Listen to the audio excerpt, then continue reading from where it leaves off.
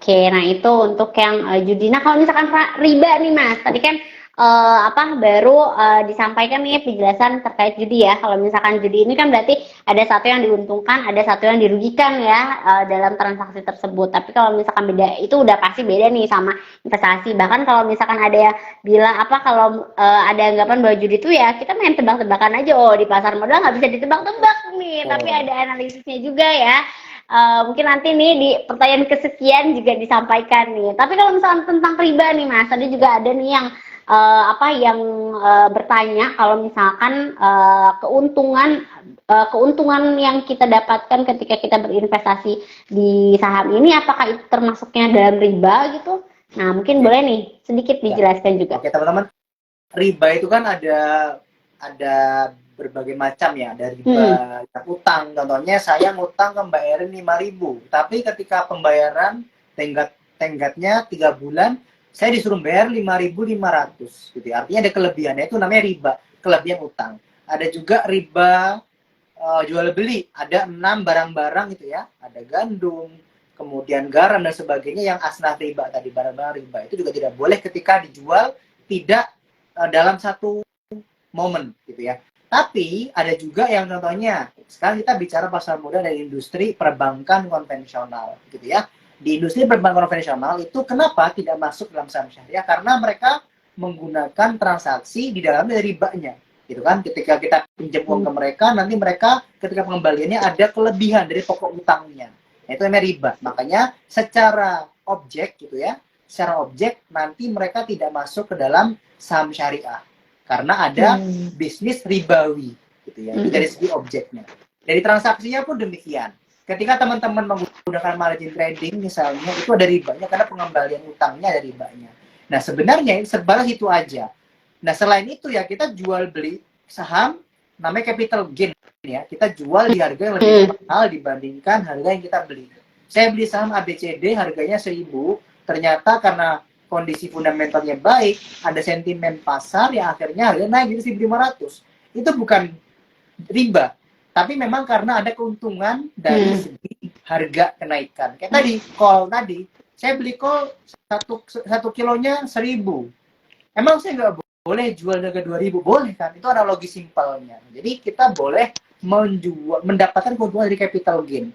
Jadi itu bukan riba sama sekali. Yang menjadi riba adalah behavior kita atau tindakan kita dan juga objek transaksinya.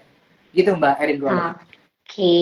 Oke, semoga cukup jawab ya pertanyaannya nih dari Sobat IDX dan juga jadi informasi nih buat MNCR dan Sobat IDX terkait stigma dari judi dan juga riba itu sendiri. Nah, kalau misalkan kita ngomongin do and don'ts-nya deh ya Mas ya, apa sih yang memang dilarang di pasar modal syariah tuh? Mungkin tadi ya sempat disinggung salah satunya adalah riba tadi ya.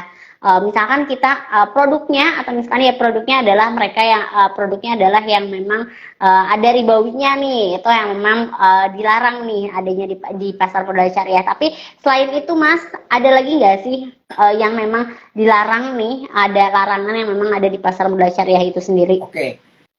Yang pasti tadi ya, teman-teman, transaksi yang dilarang itu kita bisa dari sebenarnya dikerucutkan ada dua, yaitu dari Mm-mm. objek dan juga mekanisme. Nah, itu sudah kita Mm-mm. cover perlindungannya di SOTS atau Syariah Online Trading System. Kalau teman-teman di Motion Trade Syariah itu sudah ada ya. Apa aja yang dikontrol, yang dilarang? Yang pertama, kita tidak bisa beli saham yang non syariah. Gitu ya. Karena ya sebenarnya itu menjadi pilihan, tapi ketika sudah mempunyai niat untuk bertransaksi atau berinvestasi sesuai dengan preferensi syariah, maka tidak bisa beli saham syariah yang non saham syariah karena nanti akan ditolak oleh sistem. Yang kedua, tidak boleh margin trading. Margin trading itu dari segi transaksi juga. Contohnya teman-teman tadi punya uang 1 juta, ya 1 juta saja yang bisa dibelanjakan. Tidak bisa menggunakan pinjaman dari sekuritas. Kemudian yang ketiga, tidak bisa short selling. Short selling itu adalah jual kosong, atau kalau di syariah kita kenal dengan bai'ul ma'dum. Kita nggak bisa menjual barang yang belum kita miliki, gitu ya. Nah, itu sudah di cover oleh SOTS.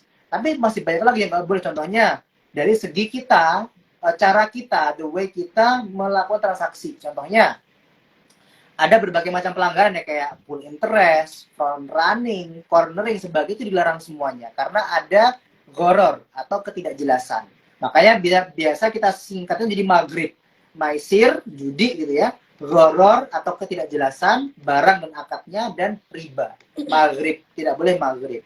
Nah tadi ada berbagai macam cabangnya. Kalau gharar misalnya ketidakjelasan, kayak ada misalnya pulling interest atau ada cornering. Jadi ada informasi yang menguntungkan kita, itu nggak boleh. Ada ketidakjelasan. Artinya kita bisa melanggar atau merugikan orang lain dari segi transaksi, itu nggak boleh. Tapi itu spekulasi yang kita lakukan dari diri masing-masing, yang nggak bisa sistem kontrol. Kalau yang bisa dikontrol, di cover oleh SOTS tadi dari segi transaksi, nggak bisa beli saham dalam syariah, nggak bisa margin trading, dan nggak bisa short selling. Tapi selain itu, yang mulai dari cornering, pooling interest, kemudian front running, dan sebagainya, transaksi yang gue tadi, itu dilarang semua. Dan dirangkum menjadi maghrib. Maisir, judi gitu ya, yang kita judi sama orang. Kalau saham ini naik, saya kasih kamu 100.000, kan judi. Kemudian gharar, tidak jelasan akad, gitu ya, akadnya nggak jelas. Kemudian riba atau yang tadi dari segi bisnis yang ribawi ataupun dari mekanisme transaksi. Gitu Mbak Erin kurang lebih. Oke, jadi sebetulnya kalau misalkan Sobat IDX dan MNCers investasi di pasar modal syariah itu, kalau dari ibaratnya dari luarnya nih, dari luarnya yang memang dari sistemnya itu sebetulnya sudah terbantu banget ya sama SOTS, karena dari hal-hal yang tadi dilarang sendiri, jadi kita nggak tiba-tiba tidak membuat sistem sendiri nih antar investornya, tapi sudah dibentuk sistem yang memang sudah dibentuk juga mekanisme dan sistemnya juga yang memang sudah jauh atau juga sudah nih menghindari hal-hal yang memang dilarang di pasar modal syariah sendiri ya Mas ya. Tinggal tadi ada ternyata hal yang memang itu terdapat dalam diri sendiri ya, tapi sebetulnya itu bisa juga nih dari pengertian dari anjuran investasi dalam Islam juga ya, maksudnya tuh supaya teman-teman juga ketika berinvestasi itu memang dengan niatan yang baik juga nih, supaya nanti hasilnya juga berkah. Oke, ini Mas tadi kalau kita ngomongin tentang sistem nih, tapi kan pasti ada nih produk yang memang diinvestasikan atau dipilih nih sama Sobat IDX dan juga MNCer sebagai instrumen dalam investasinya.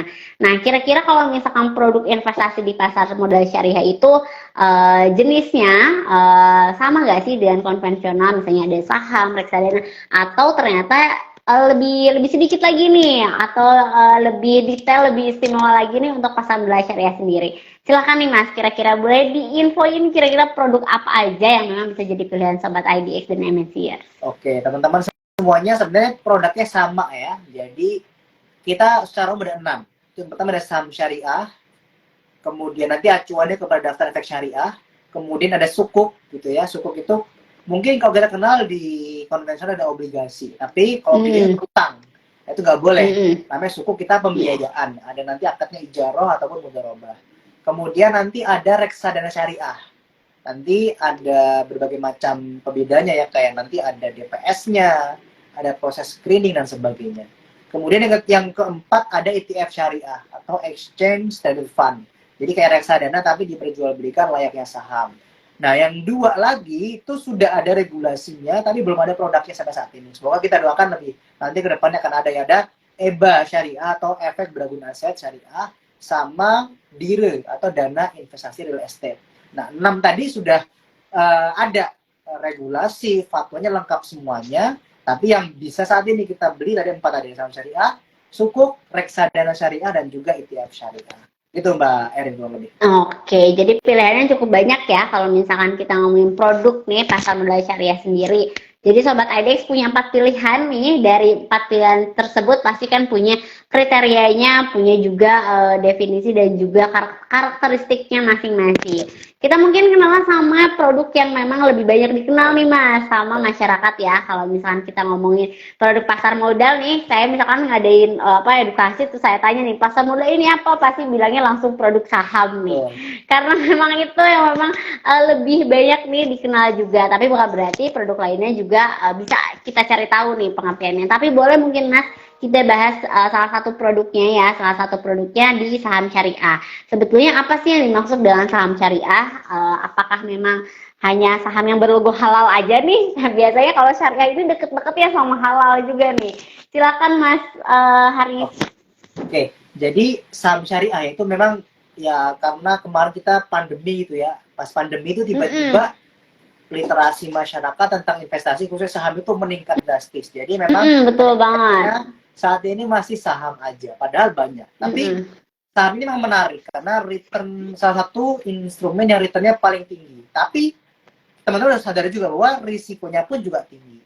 Nah, apa saham syariah? Ya saham syariah itu saham dan syariah. Sahamnya kayak kita tahu ya bahwa dia efek bersifat ekuitas atau kepemilikan perusahaan. Sama ya. Tapi ada syariahnya, saham yang syariah. Artinya nanti saham syariah akan masuk ke dalam daftar syariah itu dari 2 macam screening, Mbak Erin. Jadi ada pertama screening dari segi bisnis.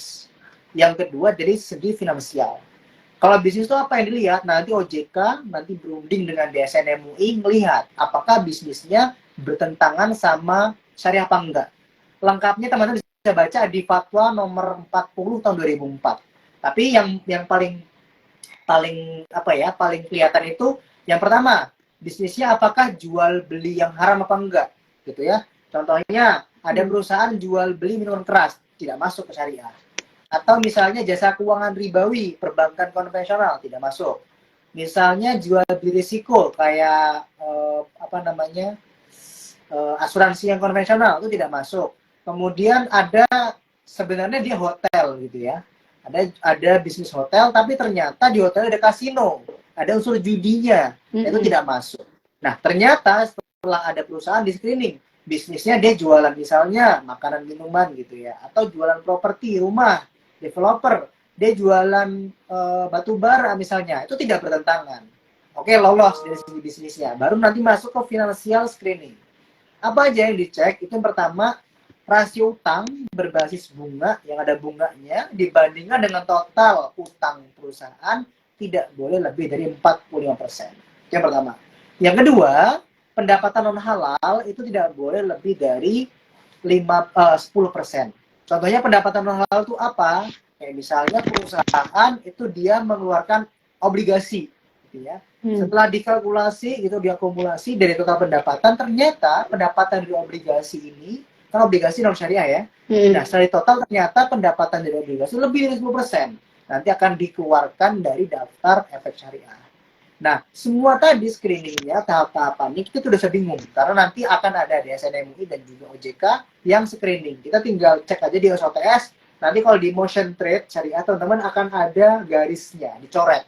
Nah, kalau dicoret itu nanti akan keluar sudah menandakan bahwa saham tersebut bukan saham syariah. Jadi gitu sih Mbak bedanya. Ada proses screening atau filter dari OJK. Gitu Mbak Erin. Oke, nah berarti sebetulnya Sobat ID sama MNCers ini udah dibantu banget nih sama DSN juga OJK ya dan juga lembaga terkait nih. Jadi nggak usah ngefilter sendiri. Wah, saya kayak mau mengeliminasi nih sendiri-sendiri gitu.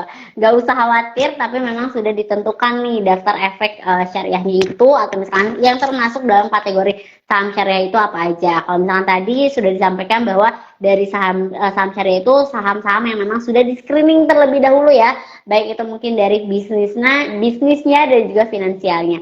Berarti ada kemungkinan nggak sih Mas kalau misalkan udah masuk ke daftar efek atau daftar syariah nih, terus tiba-tiba dia keluar, atau ada nggak sih evaluasi, atau kayak gini nih Mas, misalnya saya punya nih saham syariah nih, oke, terus selama 3 tahun, enggak deh, selama 2 bulan, 3 bulan, selama 1 tahun ini, apakah memang ketika saham tersebut masuk ke dalam kategori saham syariah, ya udah selamanya dia akan jadi syariah terus nih, atau ternyata dia bisa nih menjadi saham yang tidak syariah nih, itu gimana nih Mas?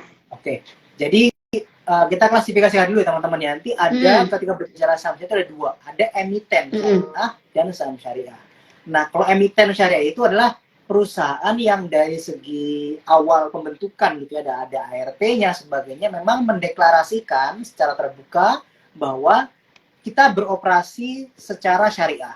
Nanti ada DPS-nya. Contoh kayak saat ini ada 6 perusahaan yang emiten syariah. Jadi 6 emiten ini tidak akan bisa keluar dari saham syariah karena memang operasionalnya syariah. Kayak contohnya ya, disclaimer on, bukan ajakan ambil jual, ada Bank Syariah Indonesia, BRIS, ada BTPS, ada PNBS, ada JEMAS, satu lagi lupa saya. Jadi ada 6. Nah, saham-saham itu tidak akan keluar karena memang dari awal secara ADART dan sebagainya sudah sesuai dengan syariah. Nah, yang kedua ada namanya saham syariah. Yang mana saham syariah ini bisa keluar, bisa masuk. Jadi mungkin dia perusahaannya secara bisnis oke gitu ya, masuk gitu ya, dia jualannya barangnya tidak bertentangan dengan syariah. Tapi rasio keuangannya ternyata masalah gitu ya. Rasio pendapatan non halal misalnya lebih dari 10%. Nanti akan dikeluarkan. Tapi suatu saat nanti ya di kuartal selanjutnya atau di periode selanjutnya ternyata utangnya menurun gitu ya, dibandingkan total utangnya yang berbasis riba kurang dari 40%, dia masuk lagi. Ada beberapa contoh perusahaan seperti itu. Jadi dia keluar masuk. Nah, teman-teman tinggal cek aja. Nanti misal mau cari perusahaan yang saya nggak mau deh yang keluar masuk, cari. Nanti perusahaan yang 10 tahun terakhir gitu ya, yang tidak, yang selalu syariah. Nanti biasanya dia memang sudah terjaga dari segi finansialnya yang memang tidak sulit lah untuk keluar dari saham syariah. Jadi ada kemungkinan sebenarnya untuk bisa keluar masuk. Gitu Mbak Erin. Oke, menarik ya. Saya baru tahu nih kalau misalkan ada emiten yang memang sudah dari awal nih memang maunya memang bisnisnya mungkin bisnisnya juga berbasis syariah. Mungkin kalau untuk perusahaan yang berbisnis syariah itu masih ada kemungkinan keluar juga nggak sih Mas kalau gitu? Masih ada, meskipun emitennya memang berbasis syariah gitu. Kalau secara yang emiten syariah ya, biasanya dia bisnisnya ke depannya itu akan selalu syariah karena ada DPS, Dewan Pengawas Syariah.